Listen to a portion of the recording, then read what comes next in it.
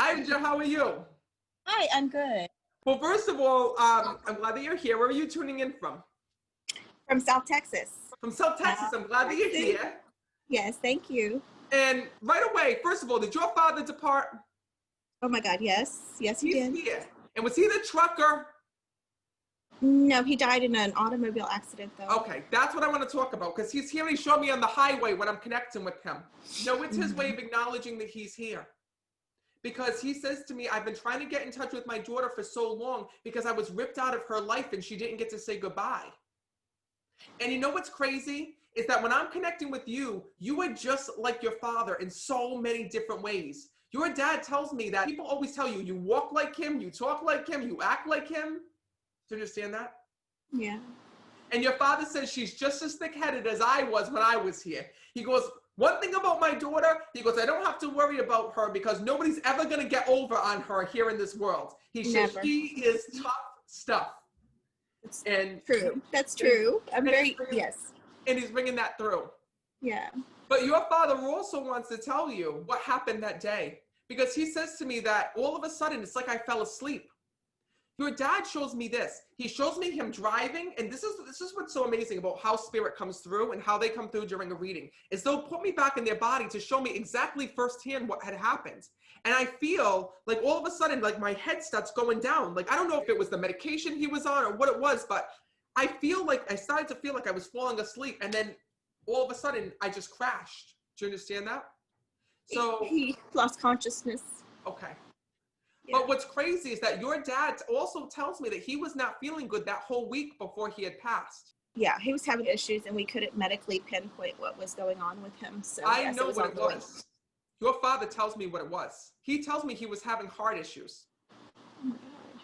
Because your father tells me that beforehand he was seeing a doctor, and even though they couldn't pinpoint what was going on, they kept changing medications on him.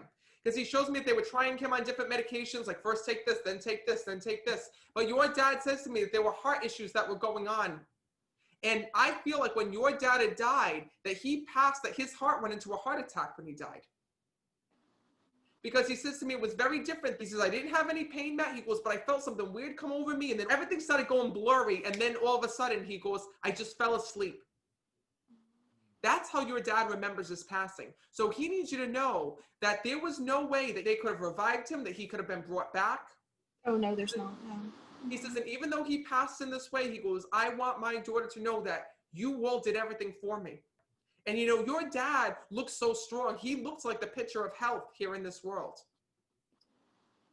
But the problem was what was going on was undetected when he was here. So he says, please let my daughter know that I'm okay, that I am at peace, and that I am watching over her. Now, he's also telling me there was something planted in memory of him. He's showing me seeds. So anytime the spirit shows me seeds, it means that you planted something in memory of your father after he had died.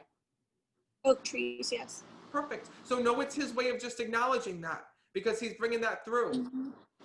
But did he also used to go fishing here in this world? What's with the fishing poles? Because he says to me, I want my daughter to think of me in heaven and that I'm just on a long fishing trip, he's telling me. On his casket, I put fish. Your father says to me, know that he's in heaven and he's got his fishing poles with him. So when you put the fishing poles and things in his casket with him, know that your father says to me, thank you for preparing me for the biggest fishing trip of my life.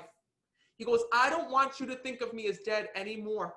He goes, anytime you think of me, I'm going to tell you what heaven is like for me right now. I want you to think of me as being out in the middle of the water. He says, being out catching fish.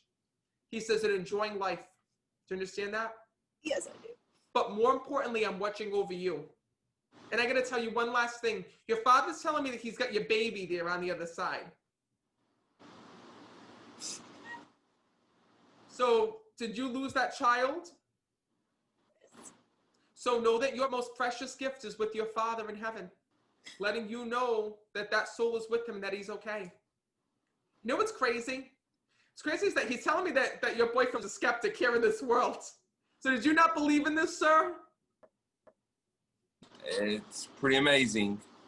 I'm so happy that you're here to witness this with your girlfriend. Because this isn't just a message for her, it's also a message for you to be a part of this, to know that, you know, when she talks about her father every day and she acknowledges him and you have little memories and speak about them, he's there and he's with you. He tells me that you say every day, you know how hard it is for her to live life because of what she had to go through with her dad.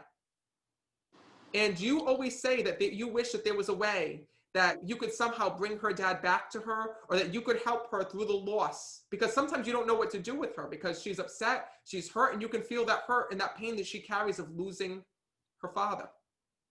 So know that your dad is acknowledging that and saying, listen, don't be afraid to take the next journey in life, because you say to yourself, how am I going to get married? How am I going to be able to live life? How am I going to do all these things without my dad? Your dad says to me, listen, I'm still a part of you every single day, and I never want you to lose sight of that. He says, so continue on with your life. Know that I'm here. He says, what happened to me was unfair. I didn't get to say goodbye, but I'm here right now to let you know that I am with you. Your father tells me that he's in your house constantly. And sometimes you feel like the house is haunted and you get freaked out because things happen. That's your father.